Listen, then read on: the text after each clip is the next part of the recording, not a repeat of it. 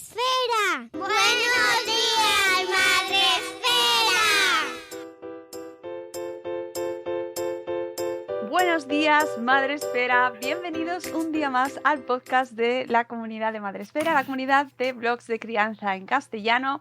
Y volvemos un día más pues a traeros un tema, yo creo que estimulante. En este caso, siempre intentamos traeros temas que os interesen y de los cuales aprendáis.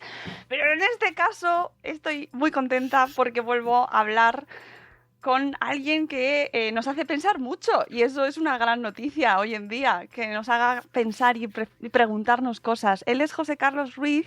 Buenos días, José Carlos. Buenos días, Mónica, ¿qué tal? Gracias por sacar un ratito de tu apretada agenda, que sé que estás hasta arriba.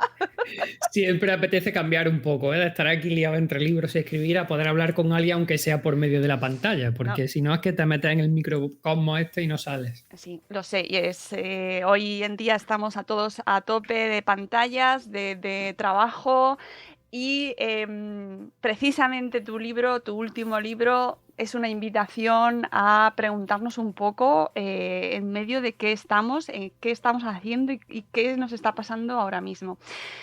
Antes de nada, para la gente que, pues acabe de llegar y de repente diga quién es José Carlos Ruiz.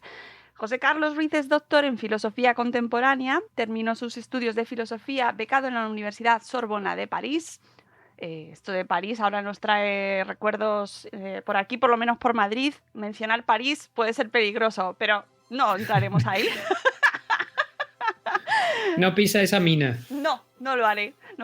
Actualmente es profesor de la Universidad de Córdoba. Se ha especializado en pensamiento crítico y su aplicación en los diferentes procesos formativos. Sus investigaciones se centran en la filosofía de la cultura, el análisis de la sociedad hipermoderna y la aproximación de la filosofía a lo cotidiano. Es autor del gran éxito editorial El arte de pensar, de Platón a Batman, Manual para educar con sabiduría y valores, y El arte de pensar para niños, entre otros. Colabora como asesor filosófico, esto me gusta mucho, asesor filosófico, en medios de comunicación, y en la cadena SER conduce la sección semanal Más Platón y Menos WhatsApp. Además, le podéis encontrar en redes sociales, en Twitter como Señor José Carlos y en Instagram como Don José Carlos. Señor José Carlos. Es que era el único que había libre, ¿eh? Cuando hicimos el Twitter era el único que había libre. A veces las decisiones que parecen más trascendentales están basadas en simple casualidad, ¿no? No me quedaba otra. Y además la simpleza a veces es lo más evidente y lo más sencillo de cara a conseguir el objetivo, ¿eh? No hay que complicarse mucho la vida. Efectivamente. Lo primero, vamos a dejar una cuestión que me parece fundamental y central del libro Filosofía ante el desánimo, publicado por Destino. El nombre, Filosofía ante el desánimo, que llegó en febrero, creo, si no me equivoco, o en enero. El 20 de enero. 20 de enero. Salió a la calle, sí. Y claro, en un contexto como el que estamos viviendo, en plena pandemia mundial, una época tan crítica, este libro, Filosofía ante el desánimo, se puede leer como enfrentarse o contra el desánimo, pero... No es así, Mónica, no es así. A ver, lo he explicado alguna vez, pero el título en principio no iba por ahí. De hecho, yo quería titularlo Incompletos, porque hay una especie de sensación, ahí lo cuento al principio del libro, ¿no?, de incompletud constante en muchos sectores, ya no solamente en uno, sino que se ha multiplicado. Pero a medida que íbamos escribiendo el libro y dándole vuelta a la cabeza, me di cuenta de que quizá no era el título más fuerte, y la editora me dijo, mira, no sé yo hasta qué punto va a definir lo que estás trabajando. Y es verdad que el desánimo aparecía en varios momentos del libro y fue ampliándose hasta que cuando llegó la pandemia, pues me encontré con que llevaba 2/3 del libro ya casi cerrado, y lo que hice fue poner el foco de nuevo en los capítulos que ya llevaba para ver si la pandemia había modificado algo, y después de un tiempo me di cuenta de que lo que había hecho era incrementar, pero no modificar. Entonces, meter un título como filosofía y al lado de una palabra como desánimo me parecía muy equilibrado. Y te explico por qué. Cuando tú ves la palabra filosofía en un libro, generalmente hay una repulsión inicial, porque requiere mucho razonamiento, mucho análisis, te va a exigir atención y dedicación en la lectura. Y eso hace que la gente pues, ponga una especie de coraza, ¿no?, intelectual para acercarse al libro. Pero si le metes la palabra desánimo, que tiene mucho que ver con la parte emocional del sujeto, recupera un poco la atención del que mira el libro. Es decir, es un título que equilibra la parte racional con la parte emocional. Entonces, ¿quién no ha padecido desánimo en algún momento de su vida? Es consustancial al ser humano. Entonces, esas dos palabras me parecía que podían hacer que el lector, por ejemplo, de autoayuda, si viera la palabra desánimo, pudiera sentirse interpelado a acercarse a algo que tuviese un estatus diferente a lo que está acostumbrado a leer. Entonces, ese desánimo tiene una intención de eso, de ampliar el foco a un tipo de lector, a un tipo de público que no está centrado exclusivamente en el plano filosófico. Y luego el plano filosófico, bueno, pues aparecía con la palabra filosofía. Y lo importante es la proposición ante el desánimo, porque si hubiésemos escrito contra el desánimo, hubiéramos fabricado un libro de autoayuda. Es decir, ¿cómo combatir el desánimo? Pues así de sencillo, ¿no? Haciendo estas cosas, con estas reglas, etcétera, etcétera, entonces marcha hacia adelante. Pero yo creo que es muy complicado decirle a la gente cómo combatir el desánimo sin conocer las circunstancias personales de cada uno, los contextos, cómo ha ido configurando su identidad. Entonces, me parece mucho más útil de cara a que la filosofía pues, tenga un acercamiento a cada uno, que sitúe por dónde crees tú o por dónde creía yo en ese momento que se cuela el desánimo en nuestras vidas, es decir, cuáles son los temas principales o cuáles son los poros de la identidad por donde se filtra el desánimo y exponerlos. Entonces, mientras los voy exponiendo, el lector se acerca y puede sentirse identificado con alguno de ellos o no, y decir, pues mira, aquí sí, esto me está pasando. Entonces, bueno, ya más o menos tengo el análisis hecho, me han ayudado a esquematizar mentalmente lo que está sucediendo y ahora ya yo tomaré mi resolución. Pero yo no pretendo decirle a la persona lo que tiene que hacer con su vida, sí pretendo ayudarle en los procesos analíticos. Por eso nos situamos ante el desánimo, es decir, enfrente del desánimo y vemos por dónde se está colando. Y ahora ya que cada uno tome la resolución que crea oportuna. Has utilizado un anzuelo para enganchar a los lectores de autoayuda. ¿No te arriesgas a que encasillen o quieran pensar que la filosofía es autoayuda directamente?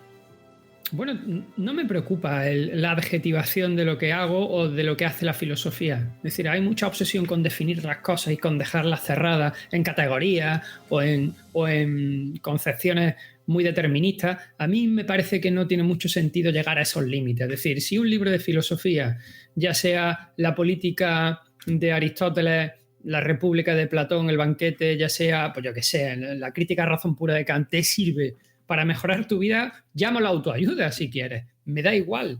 Lo que sí es verdad es que pretendo ya no solamente que sea un anzuelo, que tú lo hagas como un anzuelo, a mí personalmente me parecía que era buscar el equilibrio en el título, más que otra cosa. Es decir, la filosofía, ya te digo, me parecía demasiado aséptico, incluso a nivel de criterio editorial te dicen que no pongas la palabra filosofía en muchos sentidos, porque se acerca muy poco público. Pero bueno, más que un anzuelo, tiene mucho que ver con la capacidad de entender lo real desde una perspectiva analítica. Entonces, si a ti eso te sirve en el libro, leyendo a Aristóteles, Platón o a Kant, para mejorar tu vida, pues si lo quieres llamar autoayuda, llámalo autoayuda.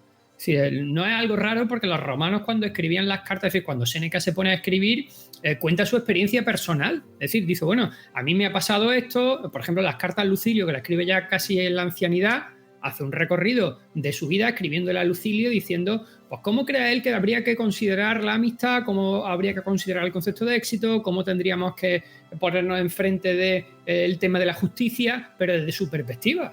O sea, bueno, en el fondo te va dando unas claves de conocimiento y de acción en la vida. Es decir, te digo la parte teórica y te digo cómo actúo yo. Si eso lo quieras llamar autoayuda, vale. Yo creo que la autoayuda nos ha robado el terreno a la filosofía en los últimos 150 años. Es muy raro que no compré un libro de autoayuda donde no aparezcan los estoicos. Muy raro. Y últimamente Epicteto está hasta en la sopa.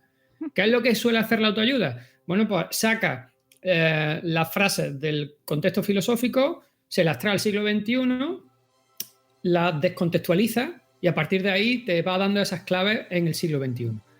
Pero no entra en el análisis de dónde procede la frase, cómo se ha ido pergeñando, cómo ha ido estructurándose mentalmente todo. Es decir, bueno, la filosofía, digamos que te da el recorrido de hasta dónde llega esa frase.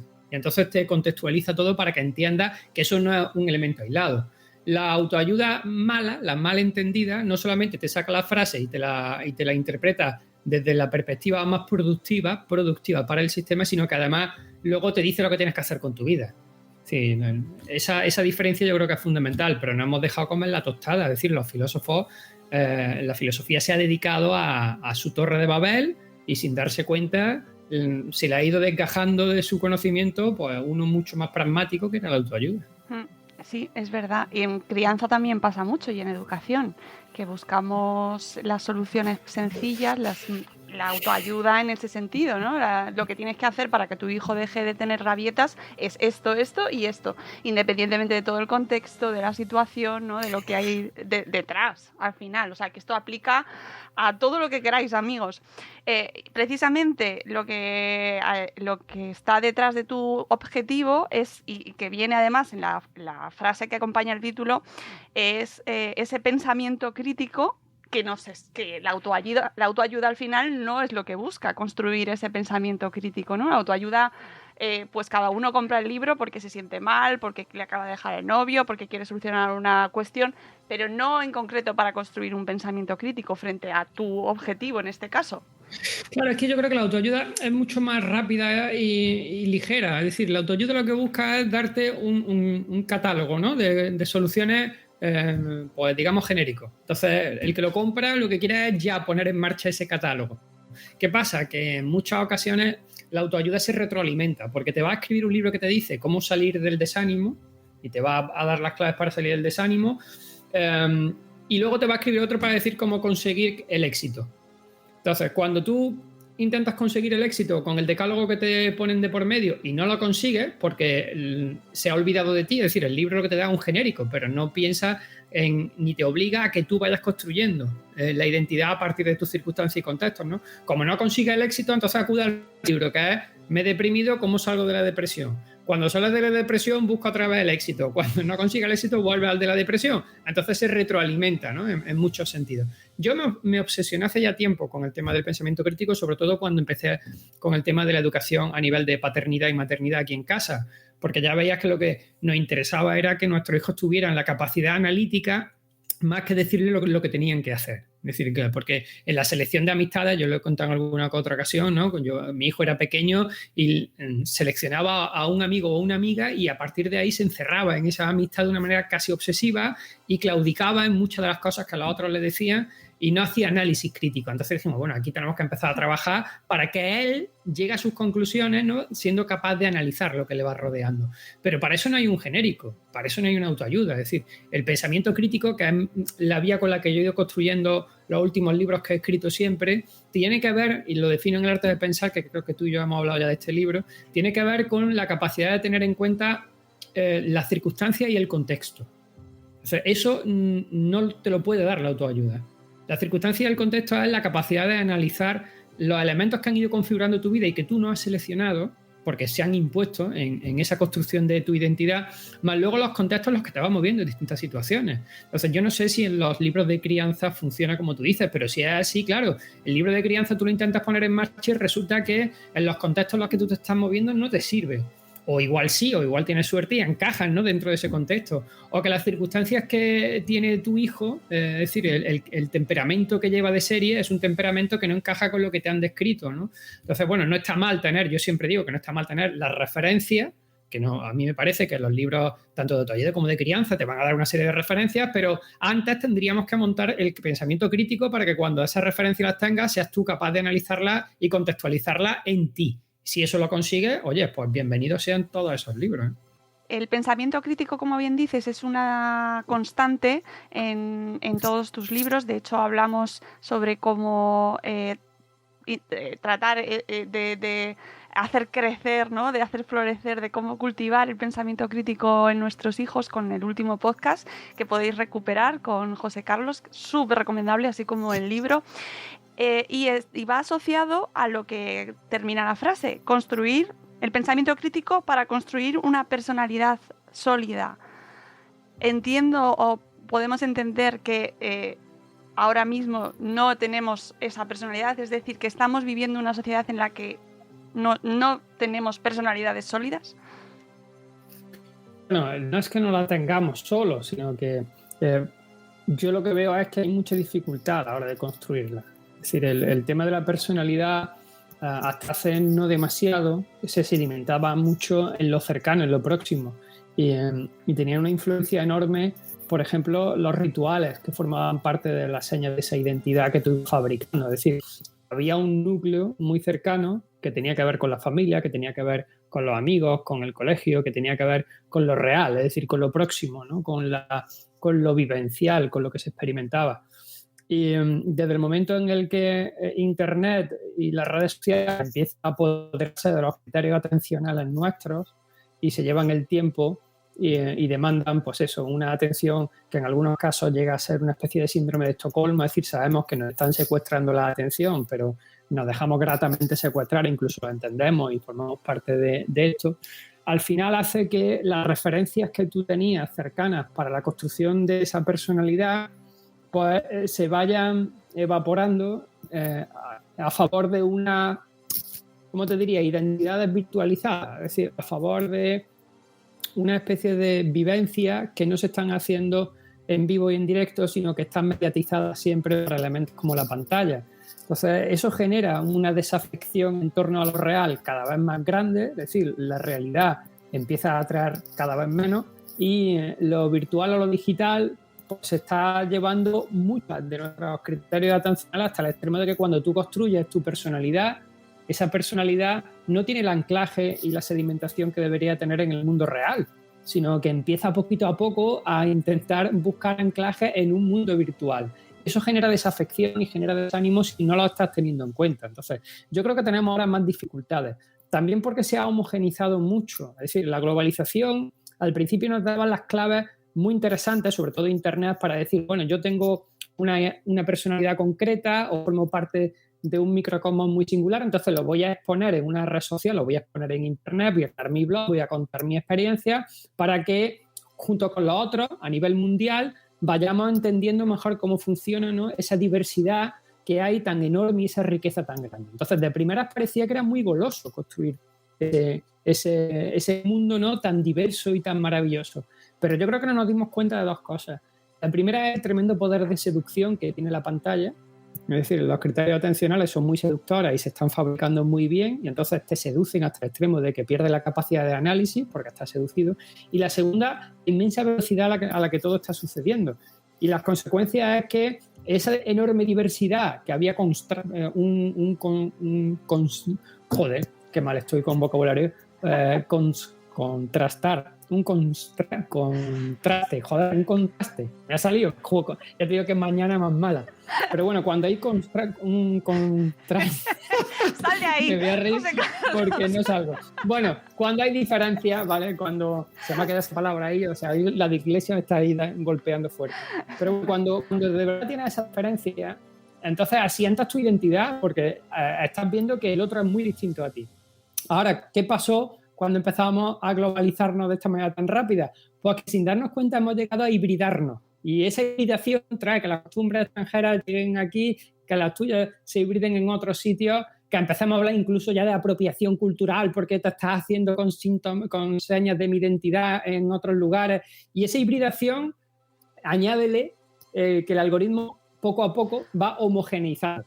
Entonces, claro, si te sientes cada vez más homogéneo, ¿no?, y estás hibridando tus señas de identidad que las vas perdiendo precisamente porque hibridas con otras, al final la homogeneización hace que tengas un impulso muy fuerte por querer destacar de alguna manera, es decir, porque tu personalidad, sea como sea, pero al menos sea vista. Es decir, el concepto de singularidad hoy en día tiene un valor enorme, entonces la gente está sufriendo mucho por intentar ser visibilizado frente al resto de alguna manera. Y eso me parecía que era importante tratarlo en el libro. Es decir, por eso metí el tema de la personalidad sólida. Es decir, intentemos buscar una personalidad sólida anclada en lo real y luego ya, dentro de ese anclaje, pues vas buscando la posibilidad de tener unas señas de identidad, pero una seña de identidad tuya que se vayan fabricando en ese plano, ¿no? Y si no, va a ser muy complicado, sobre todo para nuestros jóvenes que dentro de 10, 15 años ya serán adultos y igual no tienen bien asentada. Digo igual, porque igual sí, o sea, todavía no te podría decir yo hacia dónde se va a encaminar esto dentro de 20 años, pero si no las tienen bien asentadas van a padecer mucho, van a sufrir mucho.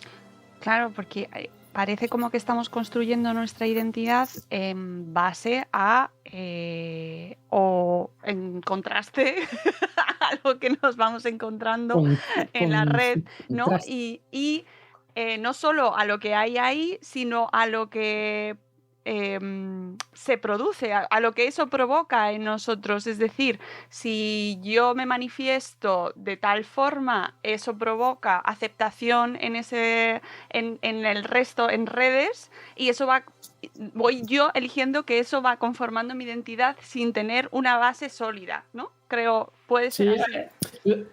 Lo de las redes, cuando tú dices yo me manifiesto en redes y voy viendo si tiene aceptación o no, entonces voy incorporando esos elementos a la construcción. Lo de las redes, yo lo comento en el libro, es un poco preocupante el momento en el que se impone frente al ritual lo ceremonial. Lo ceremonial tiene mucho que ver con la capacidad de seguir una normativa que ya la red te va dando, te va estructurando cómo tienes que comportarte dentro de esa red, ¿no? Y lo importante dentro de la red social es el papel que tú tienes en esa ceremonia. Ya no es tanto lo que hacen los otros, sino cómo tienes tú que comportarte. Y a la hora de comportarte, la evaluación viene del resto de la red social, que te va evaluando tu nivel de adecuación o no. No te va evaluando tu personalidad, sino tu avatar, si tu avatar que has fabricado está adecuadamente sujeto a lo que esa red social demanda. Entonces, claro, ese nivel de intensidad en la atención que tú pones cuando construyes el avatar, el tiempo al que le dedicas, todo gira en torno a ti, a tu yo virtual, no gira en torno a la interconexión con los demás.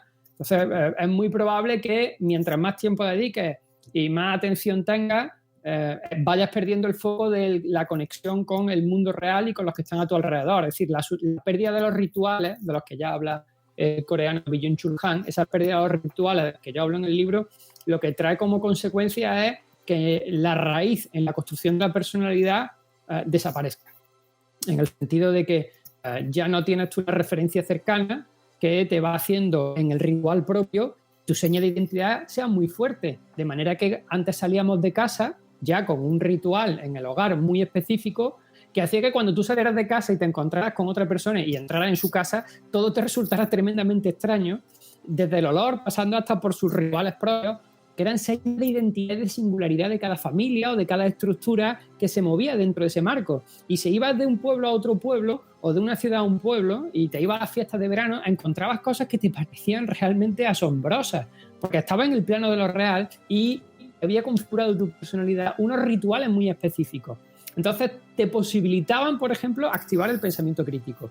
Nada más que por el hecho de que encontraba una diferencia enorme entre unas cosas y otras, saltaba el análisis comparativo, de poner por qué sí, por qué no. Es decir, el asombro que formaba parte de ese contraste, qué difícil, el contraste que forma parte del asombro, ¿vale? Pues hacía que activara.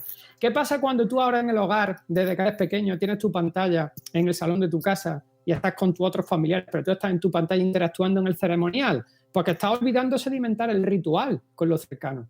Y entonces estás muy preocupado por ese papel que tú tienes dentro de los ceremoniales, que se hacen de un modo mediatizado. Es decir, entre medias hay una separación que la pone en la pantalla. Tú no estás interactuando con nosotros, estás interactuando tu avatar con otros avatares. Y si no tienes sedimentado el análisis crítico, poquito a poco lo que estás haciendo es someter a evaluación la figura de tu avatar. A los demás le dice evaluarme con like o sin like, pero hacemos un proceso evaluativo. Es cierto que sabemos que es un avatar, es cierto que somos conscientes de que no somos nosotros, pero ese tiempo al que le dedicas a todo ese avatar se lo estás quitando a la sedimentación del ritual, es decir, se lo estás quitando a la imbricación con el mundo real, a las vivencias. No estás construyendo vivencias, estás conectando con otras personas, pero no estás fabricando relaciones. Es decir, yo ahí hablo de la diferencia entre el vivo y el directo. Es decir, nosotros hemos aumentado, esto que estamos haciendo nosotros es una interconexión. Y en medio hay una pantalla que tenemos tú y yo, pero nosotros no estamos teniendo una vivencia. Estamos conectándonos, pero tampoco nos estamos relacionando. Es decir, que tenemos una pérdida de información sensorial, tenemos la capacidad de fomentar una conexión rápida y fácil, pero estamos perdiendo la capacidad de profundizar en la riqueza de lo real, porque yo no estoy en tu cuarto contigo, ni nos estamos enriqueciendo de los gestos, por ejemplo, corporales que se pueden ver fuera de lo que está en el ámbito de la pantalla o del ambiente que se crea en una habitación. Es decir, esa vivencia, el estar en vivo y en directo, se está sustituyendo por el estar en directo. Es decir, de repente el estar en directo se ha convertido en la seducción del siglo XXI, que si no estás realmente activo críticamente, empiezas a pensar que lo que estás haciendo es convivir o manifestarte o compartir. Tú fíjate el lenguaje seductor de las redes sociales, que te dicen comparte un contenido, ¿no? Y tú dices, bueno, en realidad, ¿qué vas a compartir? Porque si yo estoy ahora mismo aquí desayunando esta taza de té y tengo una tostada maravillosa aquí y me la como y le hago una foto y la subo, yo no estoy compartiendo ni mi tostada ni mi café con mis seguidores. Yo estoy exhibiendo lo que estoy haciendo.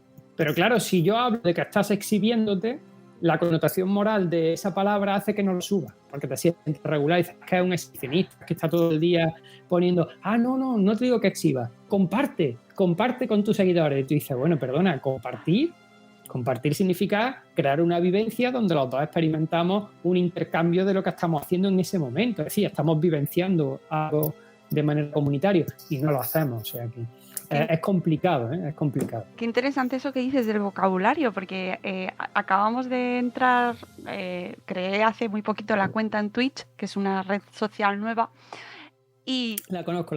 Ah, sí. ¿Has estado ya? Pues no sé. Sí, he tenido alguna que otra invitación a Twitch. Yo intento estar al día de todo lo que va saliendo, la verdad. Y me gusta mucho, no te voy a engañar, me gusta mucho el estar al día. Otra cosa es que le vea más sentido menos. No, a mí también, yo reconozco que me encanta, pero hay una cosa que me perturbó un poco y es el tema de los susurros. Y que ahora que comentabas el vocabulario que eligen las redes sociales, me lo ha traído ahí a la memoria, porque hablar con otra persona es susurrar, ¿no? A mí me parece muy significativo. ¿Así lo dicen? Es que no lo sabía. ¿Qué se habla de susurros en Twitch? Sí, cuando tú le haces un mensaje a otra persona, ya no es un mensaje directo, como puede ser en otras redes. Ahora es un susurro.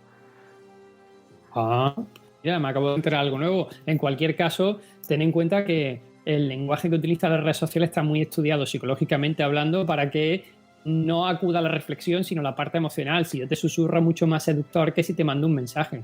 Es decir, porque el susurro implica una relación directa entre los sujetos de confianza. El susurro se hace muy cercano y al oído. Cercanía, ahora, un claro. mensaje no.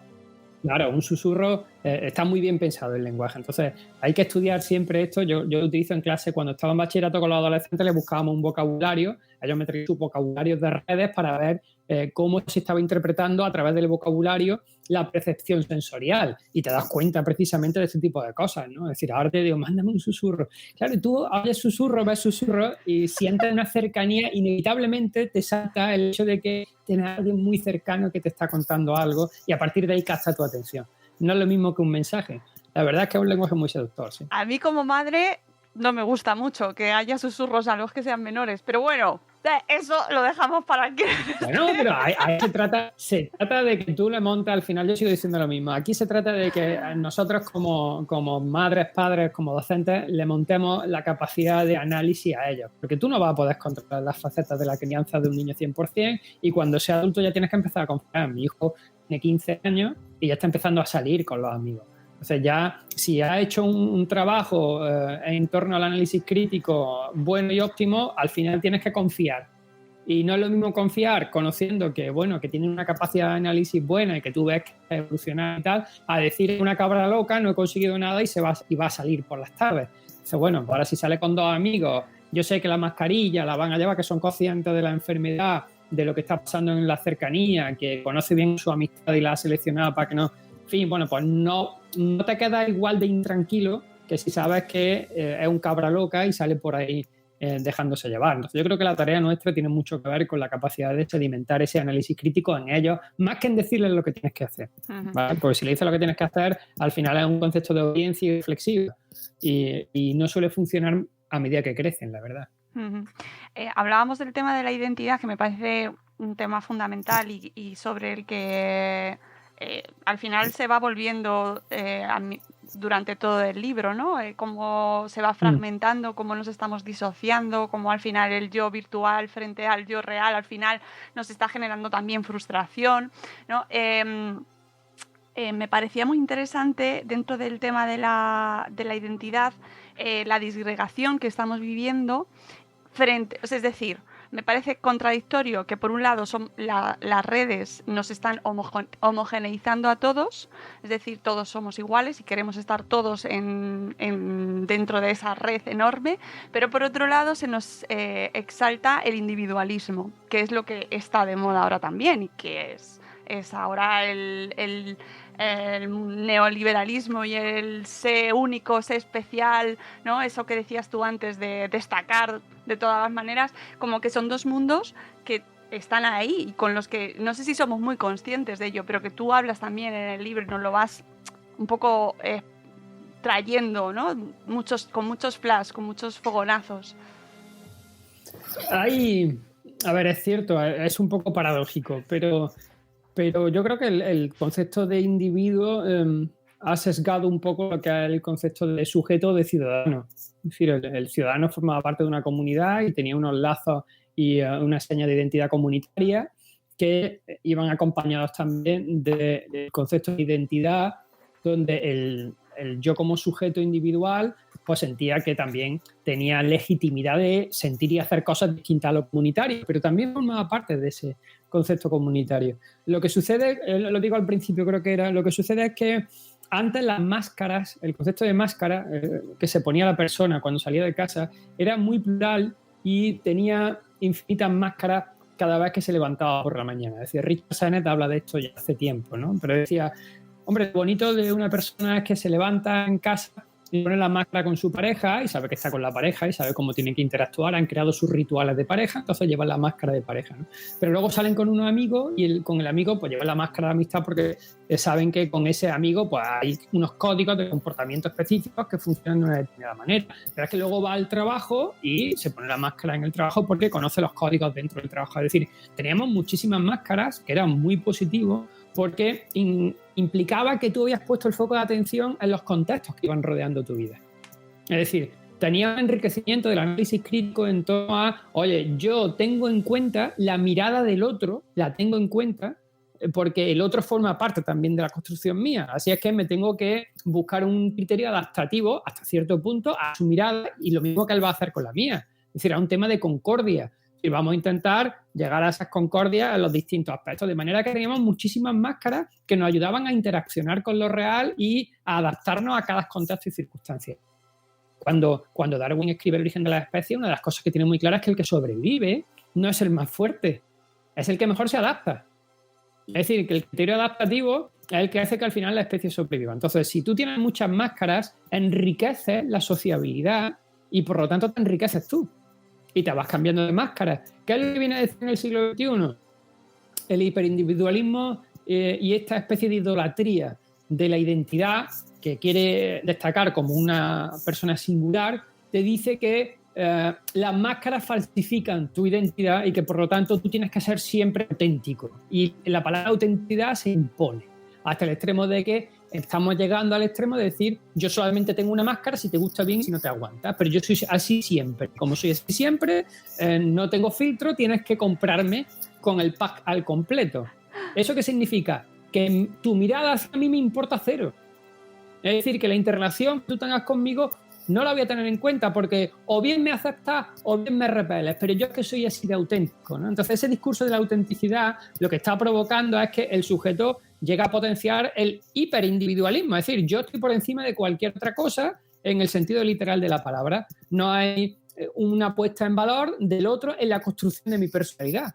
Porque ahora te dicen que eres tú el que te construye a ti mismo, ¿no? Y de hecho, yo a veces se lo digo a los periodistas en plan crítico, ¿no? Es una persona que se ha hecho a sí mismo. Digo, no, ¿cómo se va a hacer a sí mismo? Imposible. O sea, nadie se hace a sí mismo de esa manera literal, ¿no? Pero claro, el discurso contemporáneo le viene muy bien que pienses que al final solo dependes de ti y que te tienes que estar esforzando constantemente con mucho entusiasmo porque tienes que ser muy productivo para ti mismo, ¿no? Y ese concepto de productividad autónoma hace que el individualismo llegue a ese nivel de desarrollo interno incluso. Es decir, a nivel psicológico pensamos que es que la autenticidad es lo más importante de la vida, ¿no? Y estamos dejando de entrelazar los nexos de conexión con el otro que nos enriquecerían mucho más que el hecho de que tú pienses que el otro te tiene que aceptar tal y como eres, ¿no? Sin tener en cuenta su mirada.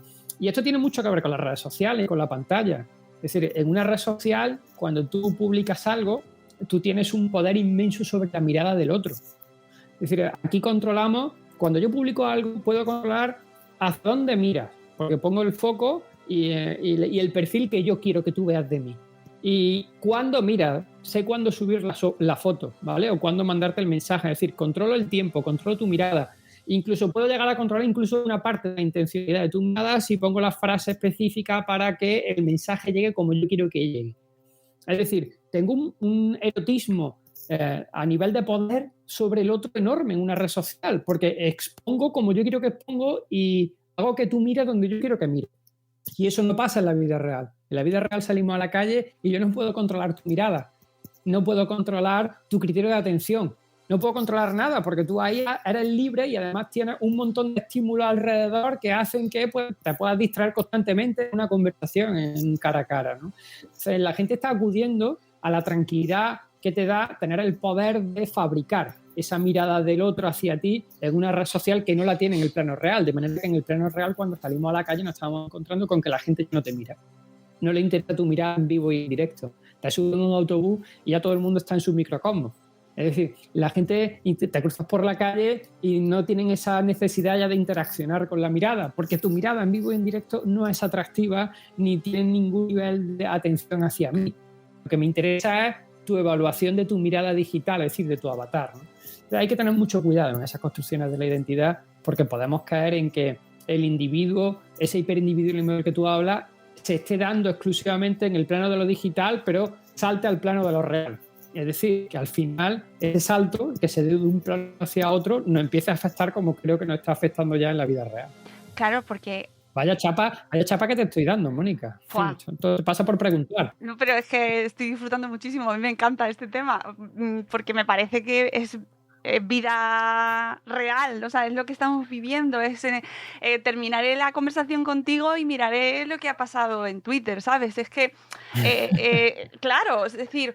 Es muy difícil escapar a los procesos que nos tienen ahora mismo pues inmersos en esta realidad. Y el tema de este que comentabas, de la mirada y de que nos estamos... ese hiperindividualismo también me lleva al tema que también lo tratas en el libro del relato, ¿no? Del relato del yo. Y cómo, y lo estamos viendo, cómo nos estamos basando en los relatos desfragmentados o fragmentados, ¿no? De las redes, y entonces ya deja de pasar lo que está pasando en el mundo real y solo existe si se mira en la red, ¿no? O sea, a mí me parece que estamos viviendo un fenómeno fascinante y peligroso también a la vez, ¿no? Es decir, que nos maneja el relato.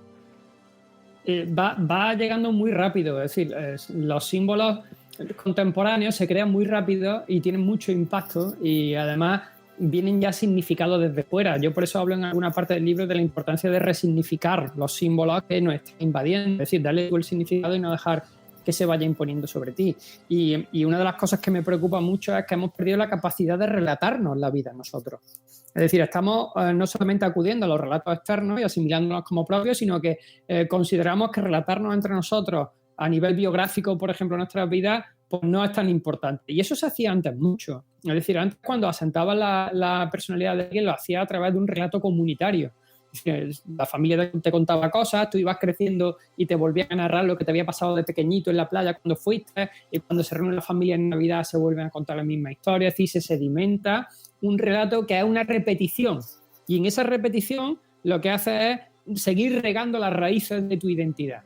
Pero ¿qué está pasando con tanta red social y con tanta novedad? Es decir, con esa atomización de noticias y de estímulos. Y digo atomización porque eclosiona. Es decir, son inputs que van eclosionando sin una conexión que te dé la capacidad de entender una historia o un relato, claro, sino que parece que tienes que ir con la misma intensidad a todos los inputs hasta que eclosione, todo al siguiente, hasta que eclosione, con lo que no hay una concatenación, ¿vale? No tiene nada que ver, incluso puedes estar viendo una noticia de una cosa y después otra completamente diferente y luego hacer otro completamente distinto y nada tiene interrelación entre sí, a excepción de que lo que te conecta es una pantalla. Es decir, lo único que al final resulta que te está conectando es la atención hacia una pantalla.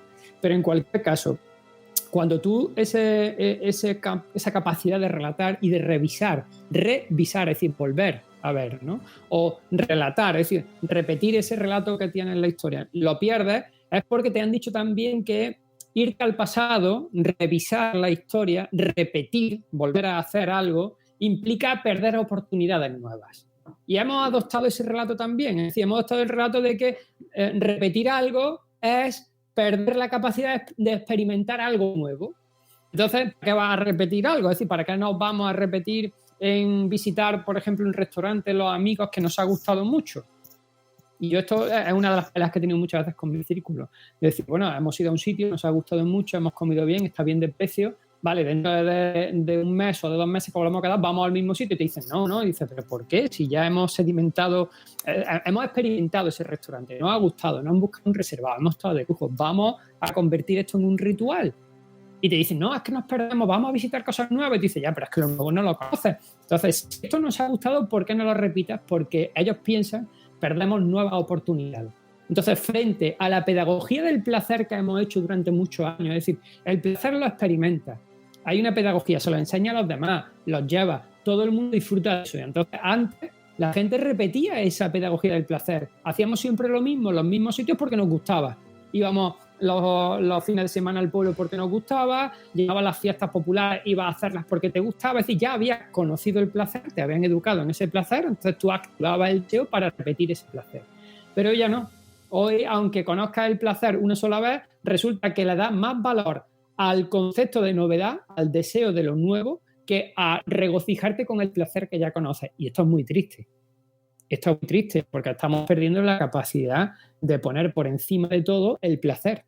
Es decir, de repente el placer ha pasado a estar en la jerarquía, en lo alto de todo, a situarse por debajo y poner encima el deseo. Es más importante el deseo de novedad que disfrutar de un placer que ya conoces. ¿Por qué? Porque el placer significa repetir y repetir significa perder oportunidades, y en un mundo donde la oportunidad y la iniciativa son fundamentales, el deseo forma parte de ese sueño del sujeto contemporáneo muy productivo que te dicen que desear es ser proactivo, es tener iniciativa, es el que tiene deseos, es alguien emprendedor, ¿vale?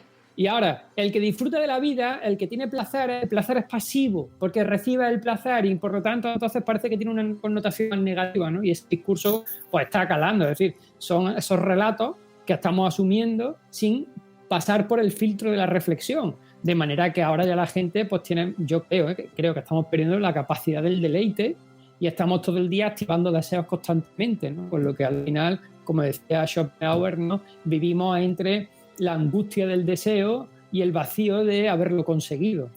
O sea que al final está en ese impasse en el que no consigue ganar nada. Claro, que genera frustración. Lo que me estabas contando me recordaba directamente a los stories, por ejemplo, de Instagram, o que hay muchas redes donde ya se están subiendo vídeos o historias, relatos que son efímeros, que además duran muy poquito y que no los vas a volver a ver nunca. Y cada vez se hacen más cosas así. Estoy pensando en Clubhouse, que es una red de audio en las cuales no se guardan. Además, solo puedes entrar con invitación y no queda opción de volver a escuchar eso. Una vez se ha hablado, desaparece. Y es a lo que vamos. Es a la Mira, otra cosa. Sí, llamamos dos cosas que no sabía, los susurros y esta red, luego la investigaré. Bueno, es que por ahora es solo para Apple, que eso es otra, crearlo solo para invitados y para gente... Saltará a otro lado, no te preocupes que saltará a otro lado. Sí, en Android lo abrirán en verano, pero vamos, Twitter también está creando las salas, lo que pasa es que Twitter sí te deja guardarlas. Pero ese concepto de lo efímero, ¿no? De las cosas que... o que se ha puesto muy de moda, las tiendas que aparecen en un sitio desaparecen, ¿no? Nos encanta, nos flipa todo eso, ¿no? Todo lo que de repente ya no está y tú has estado ahí y los demás no. Sí, pero hay un mensaje muy, muy de fondo ahí que te dice que eres muy singular y especial porque has estado en ese momento adecuado, en ese sitio adecuado. Entonces esa lucha por la singularidad que hoy tenemos tan encarnizada, porque como estamos tan homogeneizados, hacen que acudir a un sitio de eso, a escuchar esa conferencia que solo tú has podido escuchar, de repente se convierta en una especie de mérito que tiene el haber estado ahí, haber sido testigo de esa conversación que efímeramente desaparece, ¿no? O la story que pudiste ver ese día y nadie más pudo ver, ¿no? Sí. Entonces yo creo que están jugando mucho con esa falta de tener una identidad asentada, ¿no? Y empezar a movernos siempre en el plano de la virtualidad, de esa explosión constante atomizada de elementos que sabemos que tienen continuidad. Es decir, esa falta de continuidad que si no lo cuidamos mucho ya creo que va a hacer mucho daño emocional, sobre todo en nuestros pequeños, ¿vale? Que van creciendo en ese modelo donde lo importante es el instante. Sí, sobre eso os invito a todos a que leáis el libro del arte de pensar para niños, donde, bueno, pues nos das pautas, nos hablas sobre cómo poder establecer una relación mucho más fiel con el pensamiento, ¿no? Con la conversación, diría yo, en casa, ¿no? Y con establecer esas rutinas. Y en este libro, si hay algo hacia lo que nos quizás no existe llamamiento hacia otra cosa que no sea leerte en ese momento, pero sí que yo sí que he percibido esa llamada a salir, ¿no? Hacia el paseo, a retomar el salir a la calle, retomar el mundo real, vivir y andar por andar, ¿no? Y el no tener ese objetivo de ir hacia ningún sitio, como un espacio aún que nos queda porque que no se ha invadido, ¿no? Sí, es una especie, también es verdad que lo noté, ¿no? En la pandemia, es una especie de recuperación del plano de lo real. Es decir, me preocupa en exceso, lo vi aquí en mi hijo durante la pandemia, era normal que lo viese, entonces, bueno, pues lo pone un poco entre paréntesis, pero luego he visto que se ha quedado un poco de ello en la medida en la que los centros educativos han seguido utilizando la pantalla fuera del horario lectivo para trabajar con ellos. Entonces, empecé a ver que el tiempo de interacción con el mundo real está disminuyendo muchísimo. Y está ampliándose mucho el tiempo de interacción con el mundo digital, es decir, con la pantalla. Ahora mismo empiezo a pensar que es un acto de rebeldía salir a dar un paseo sin sentido ninguno y sin orientación, simplemente por pasear, ¿no? Y dejar que tu criterio de atención pues, vaya poniéndose en los elementos del paseo que son instantáneos. Es decir, es muy bonito, por ejemplo, acudir en una conversación en vivo y en directo en un banco con una persona, ver la interacción que ocurre alrededor de todo. No solamente en la frase, sino el que pasa alrededor tuya, el coche que hay de fondo, el canario que vayas a cantar. Entonces, esa riqueza de lo real la estamos perdiendo en los procesos de atencionales que lleva la pantalla. Además, la pantalla tiene un criterio atencional realmente seductor como tirano. Es decir, te pongo aquí para que estés atento además a esto específicamente que te he puesto, con lo que sí. te cercena toda la otra capacidad de atención, porque quiere que vaya a eso y que mira exclusivamente eso y reflexione exclusivamente sobre esto. Mientras que cuando tú vas a una vivencia, es decir, cuando tú construyes la vivencia en vivo y en directo, el enriquecimiento es infinitamente mayor. Por eso dedico el capítulo ese al tema del paseo desde un punto de vista de ir construyendo también una especie de hábito de la transhumancia. Es decir, que vayamos teniendo distintos lugares donde sabemos que encontramos una tranquilidad también emocional, que encontramos una familiaridad real, es decir, que estamos familiarizados con el sitio, con las personas que están allí, y nos sirve también como esquemas mentales para los tiempos de crisis, que en muchos casos surgen y nos hemos dado cuenta que no teníamos esquemas mentales. Es decir, cuando hablo, por ejemplo, de relaciones de pareja en el confinamiento, muchas parejas se han roto, yo tengo amigos que ya se han divorciado y otros están ahora mismo en proceso, a raíz del confinamiento. Y tiene mucho que ver con que se vivía la vida, yo creo, de un modo muy disperso. Es decir, y cuando te obligan a encerrarte en casa, pues se concentra todo en el foco de atención hacia la pareja y hacia lo que tiene alrededor, mientras que antes los focos de atención estaban muy dispersos y no tenían un relato, es decir, no se habían sedimentado en torno a ninguna historia. Cuando se ha obligado, esa historia no existía y entonces de la dispersión a la concentración es un salto tan brutal para mucha gente que no ha resistido. En fin, no ha sido capaz de tener esos lugares transhumantes donde tú vas acudiendo en función de las crisis que vayas teniendo. Entonces sí, hay una especie de análisis de lo que estamos dejando por el camino. Luego ya, si alguien quiere recuperarlo, es cosa suya, ¿no? Pero yo, por lo menos, de esa perspectiva, sí hablo mucho de la importancia de empezar a salir de la puerta para afuera para vivenciar, ¿no? Para tener experiencias reales. Pues podríamos seguir horas, José Carlos, Sí, porque no me cabe duda. El libro da para mucho. De hecho, yo lo iba leyendo capítulo a capítulo y tardaba porque realmente subrayas, lo piensas, caes en eso, lo vuelves a pensar, vuelves a leer. Está lleno de reflexiones tuyas y propias, ¿no? Y que obligas y nos invitas a hacer, porque para eso está. Y yo invito a los que nos estáis escuchando y viendo a que os acerquéis a esta filosofía ante el desánimo con una actitud, bueno, pues vamos a ver qué nos plantea. Es una invitación a buscar preguntas y luego que vosotros encontréis respuestas, que puede ser que os deje en un estado anímico por regulero. Pues, oye, eso ya depende de cada uno. Claro. O que os sintáis ante un reto, ¿no? Ante un reto diferente al que nos plantean estos universos que tenemos instantáneos delante nuestro en las pantallas, que son muy fáciles, demasiado colosos, y ante lo cual siempre me quedo con tu invitación a educar la mirada, que yo creo que es como el momento positivo. Tenemos la oportunidad de educar la mirada, tenemos la obligación también de educar a nuestros hijos en la manera en la que miran y que se relacionen con lo que tienen delante, bueno, de la mejor manera posible. Ya luego ellos verán, pero nosotros que los dejemos ahí preparadicos, ¿no?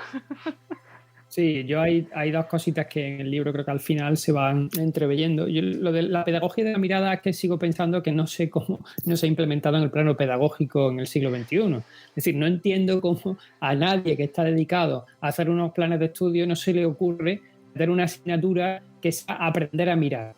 Ya es que no es tan complicado, pero si estamos en un mundo donde nos hemos rodeado de pantallas, no se trata de utilizar las TIC bien o mal, no se trata solo de eso, que eso también, sino que antes de utilizar las TIC aprendamos a que nuestros hijos tengan un criterio visual, pensamiento crítico visual. Yo lo cuento en el arte de pensar para niños y hicimos ese trabajo y al partir de ahí nos dimos cuenta de que ya no solamente es que mirar la pantalla con criterio, sino que miraban todo con criterio. Sí. Pero bueno, eso es una parte, ¿no? Luego la parte final también dejo una pincelada de lo que creo que también es muy, muy importante, que es el tema del agradecimiento.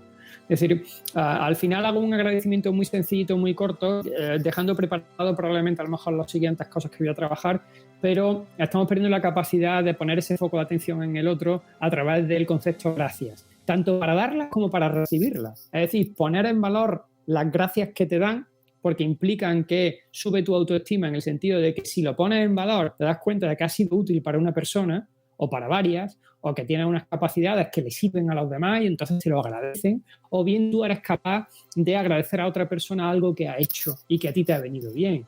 Y no lo estamos haciendo lo suficientemente bien en los procesos pedagógicos, en los planes de agradecimiento, desde el momento en que damos por hecho ya últimamente que todo lo que vas encontrando por la red que te pasan es gratis y por lo tanto no tienes que agradecerlo. Ahí estamos perdiendo esa capacidad de poner ese foco de atención en el otro. Entonces, bueno, esa pedagogía de la mirada y ese trabajar el agradecimiento creo que son muy interesantes de cara a los procesos pedagógicos en los próximos quizás 10 o 15 años. Bueno, nos quedamos con ganas de más, José Carlos. Y bueno, pues nada, Mónica. Sobre todo, darte las gracias, porque realmente es una lectura muy estimulante, que tengo ganas de volver a revisitar porque da para bastantes lecturas, con diferentes contextos y en diferentes momentos. Creo que puedes encontrar, bueno, como en muchas ocasiones, ante un libro puedes encontrar diferentes reflexiones, pero que en este caso son súper necesarias. Así que muchísimas gracias por este trabajo. Esperamos el siguiente ya. Nada, gracias, Mónica. El siguiente todo a su tiempo. Ya llegará alguna cosita por ahí dedicada también a papá y a mamá, pero en 8 o 9 meses puede que tengamos algo. Bueno, no esperaba tanto yo, pero bien, me gusta esa buena noticia. No hay prisa. Hay que darle tiempo a reposar a todo. Que hay mucho que leer en este Filosofía ante el desánimo. De verdad, os animo a que os hagáis con él y a que le deis os sentéis con una buena banda sonora a vuestro lado y que lo disfrutéis mucho, porque realmente merece mucho la pena y deja muchísimo pozo, ¿no?, sobre lo que reflexionar. Bueno, un placer, José Carlos, como siempre. Esperamos volver a charlar contigo cuando corresponda y mientras tanto pues te seguiremos leyendo, que es lo que toca, lo que corresponde. Muchísimas gracias. El placer también ha sido mío, Mónica. Y amigos, nosotros nos vamos. Espero que os haya gustado, que os haya hecho pensar. Siento si os hemos dejado ahí con demasiadas cosas en el aire, pero os vais al libro, leéis y seguís preguntándoos cosas. Nosotros nos vamos, volveremos en un nuevo episodio de Buenos Días Madresfera. Hasta luego, Mariano. Adiós.